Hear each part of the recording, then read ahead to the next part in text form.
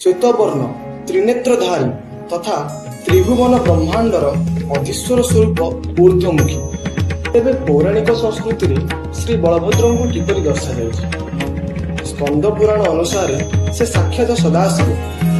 श्रीक्षेत्र एक सर्वधर्म समन्वयर स्वतंत्र पीठ हेले बलभद्र हेउछन्ति शैव मानक प्रतीक तथा स्वयं महारुद्र।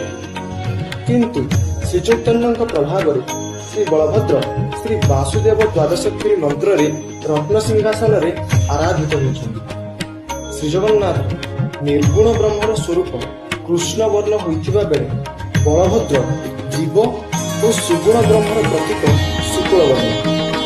से परम ब्रह्म नित्य संचार। से तृतीय जुगरे लक्ष्मण रूपे, द्वापर जुगरे बलराम रूपे एवं विष्णु अनंत शयन थिबा समय शेषनाग भावे महाप्रभु कोଳରେ धारण କରିଛନ୍ତି।